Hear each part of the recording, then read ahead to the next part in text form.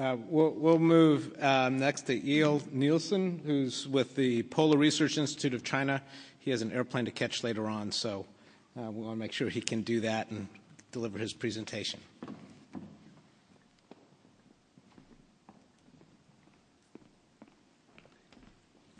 Thank you, and it's good to follow up on Rasmus's excellent analysis on China within the international relations theory scope. What I'll be talking about, if it comes up. Okay, it's up now.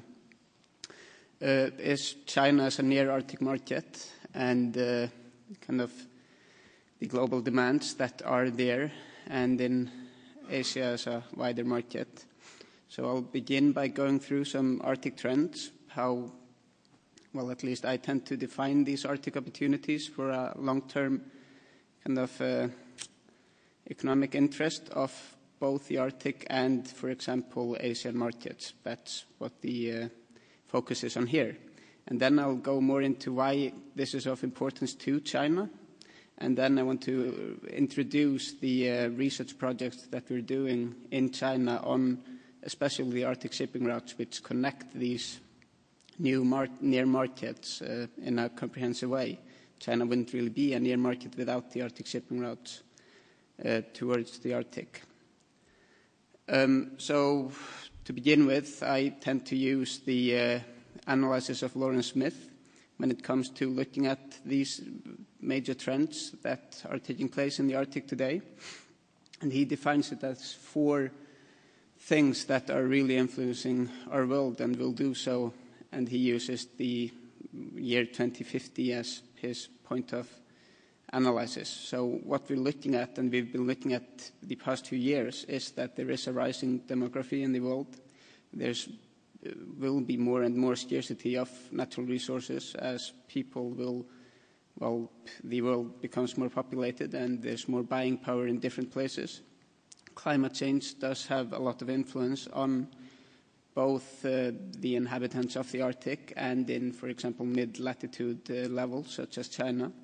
And increased globalization is here concerning trade and the trade patterns that have been growing since the 1990s, as I will show an example of from an analysis by a Chinese scholar. So the main kind of scope of this particular analysis is that the Arctic states are really, you know, if you want to call it the beneficiary, I mean, they will benefit from the economic opportunities. There are, of course, other issues that should be taken into place, such as environmental and so on. And with the Arctic as the largest unexplored energy area in the world, it's of obvious interest to someone as China or the Asian markets. And if you look at the graph here to the right, that's from the Brookings Institute, Homi Kasara's analysis of how the economic gravity is moving from the West, where it was essentially around Germany in the 1960s, and towards Asia. And this is something you can see happening in the past few years and seems to be continuing to happen, with Asia being sort of the growth engine for the world economy. And what is really of importance here, if this is supposed to go somewhere, is that there are cooperative efforts between the place where the actual resources are and where the buying power is, both when it comes to the consumers and also for financing. And this also has a wider kind of scope to it when it comes to the energy, food and water security of the whole world, because, I mean, obviously there's the majority of people are based in Asia. Another important factor here is Arctic shipping then, because Arctic shipping has the potential to be the bridge between there with lower cost and added value. So sort of from the blue ocean strategy, if you're familiar with that. And it can create a win-win situation through commercial diplomacy when it comes to bridging the West with the East, as you're talking about the four largest economies in the world, with the EU, United States, China and Japan using these routes. And of course, they're going through two of the other top 10 economies, with Russia and Canada very much involved, and others.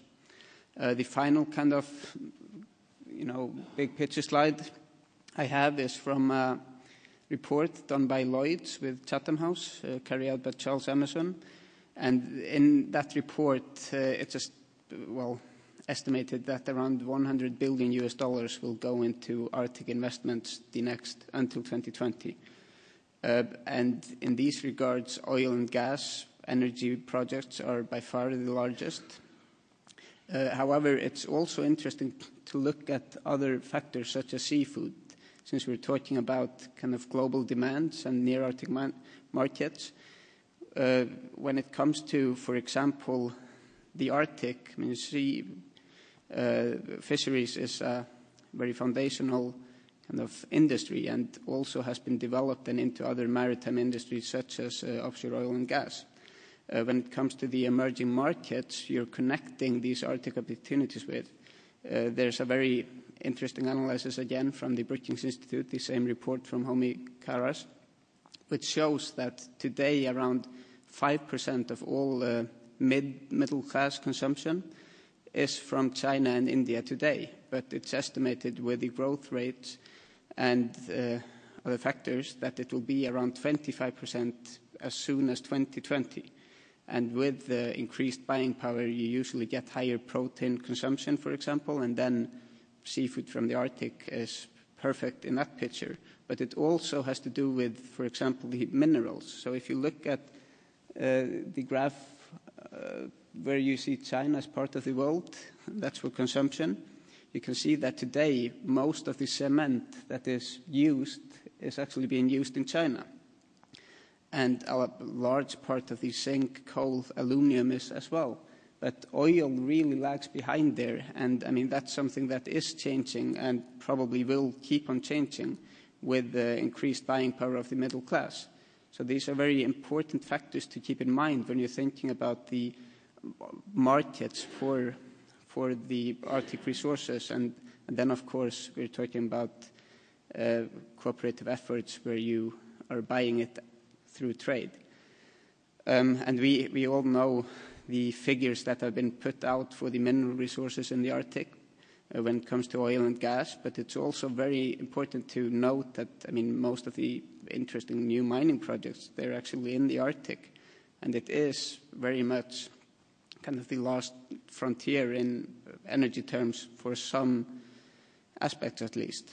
And finally, the shipping aspect is also very important, because currently around 25% of all transcontinental container ship traffic between Europe and Asia is between Europe and Asia, which makes it the most important trade route in the world. And that is very notable, the fact then that this year the first container ship, which was actually from COSCO, went through the Northern Sea route from China straight to Rotterdam. And we all know the rising numbers of ships that have been going through this is for the Northeast Passage from 2010 to 34, 46, and this year you have 604 licenses, at least yesterday, and 127 of them had an international flag. So it will be very interesting to see the quantity that has actually been going through this year and what type and so on. So kind of the main conclusion here is that with these major Arctic investments underway, you will always have the issue of financing and, the market for this. And then Arctic shipping will play an important role to connect the Arctic opportunities with, for example, Asian markets. Just to give a brief outline, and Rasmus also did an excellent job of this, why China is interested in Arctic developments. Here I'm talking about the economic aspect. Climate change is the main driver. But of course, as Rasmus pointed out, you can link it with other issues. Today, around 46% of China's GDP is shipping dependent. This is because around 50% is of its GDP is based on international trade, and around 90% of that is done by shipping. And there have been some very interesting analyses on these issues in China. And for example, PRIC, where I work, there was a study delivered a couple of years ago, and this is actually before the Northeast Passage became very well as popular as it is today. And then they estimate that around 50 to 130 billions could be saved each year by using the Northern Sea route in a more comprehensive way. And China, of course, has a lot of container destinations as well as for raw materials. So it's a very interesting market for the Arctic countries. And this is also very interesting for China, or important, as Rasmus pointed out, with the Malacca Strait problem, that around 80% of China's current energy imports go through this area, which is, not really stable for China, I guess, and it's also vulnerable for congestion and disruption and for piracy, and as well, of course, there are other navies that really control this area. And, this is a point that has been brought up again before here, but this kind of focus on energy and food security is, of course, very important for a population of 1.3 plus billion people. So you have to search for raw materials.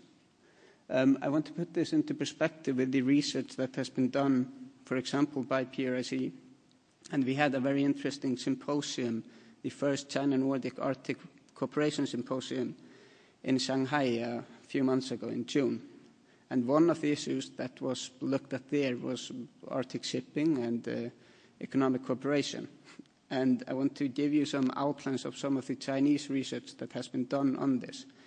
For example, with the Shillong's voyage last year, the main focus was, of course, on researching the natural science-based climate change issues, but it was also the first Chinese ship to pass through an Arctic shipping route.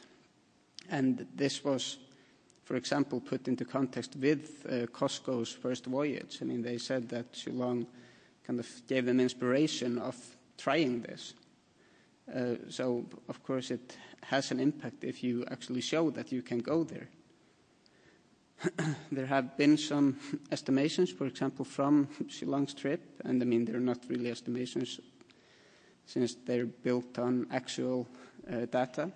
But, for example, if you take the town of Akureyri, where we are now, and Shanghai, then you can save around 40% of the distance by going through the central Arctic route. And that's essentially what Shillong did on the way back. They went outside all economic zones.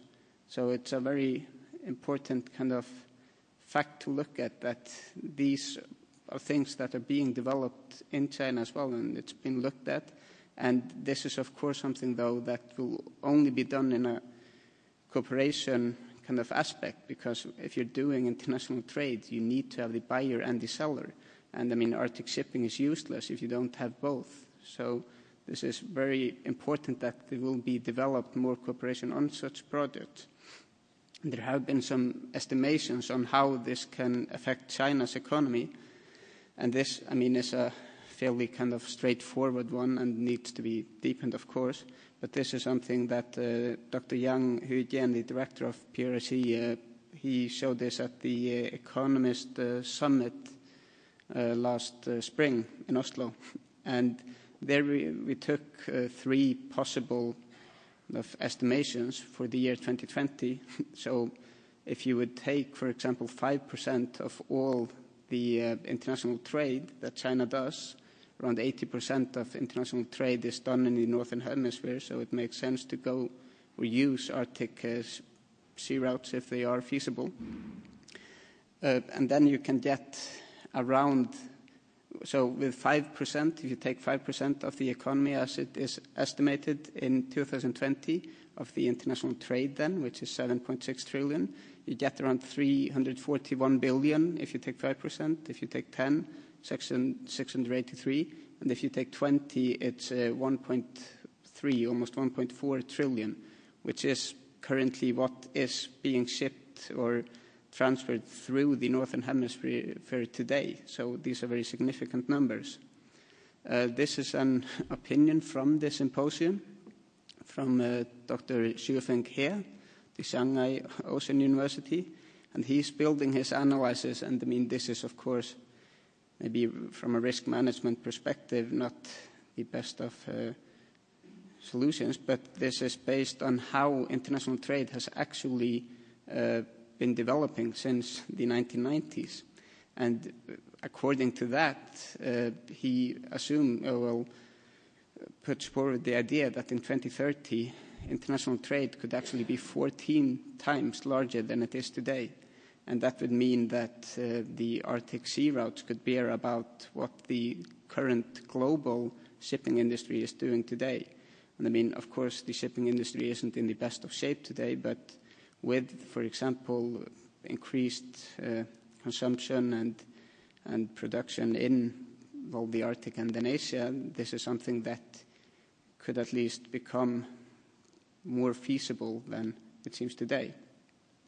And if you see such developments as this, I mean, you don't have to look at it as 100%, but I mean, if 50% of this was true, then it means that although the Suez and Panama Canal would be expanded, it would still probably not be enough.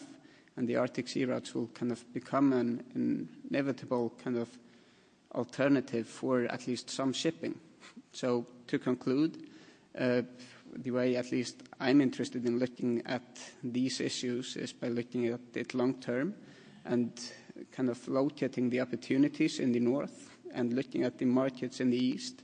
And it only makes sense to kind of marriage the research utilization, which is of course done on a local basis with the legal regime and so on in place there, and often of course with partners from international partners, and the buying power that is coming and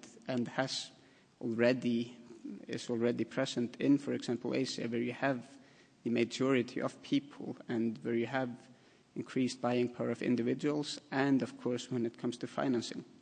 And these factors are also just important when it comes to the whole global picture of the energy, food and water security. So what Arctic shipping can do is promote a faster, shorter, cheaper and in fact more environmentally friendly if it's done properly. You are using less emissions and so on with the most valuable commodities today. And the Arctic can really play an important role when it comes to meeting the global energy demands, which would and should then be of benefits both to the Arctic and any near Arctic market. And I mean, this is just for sake of analysis, this is based on China. So that's all. Thank you.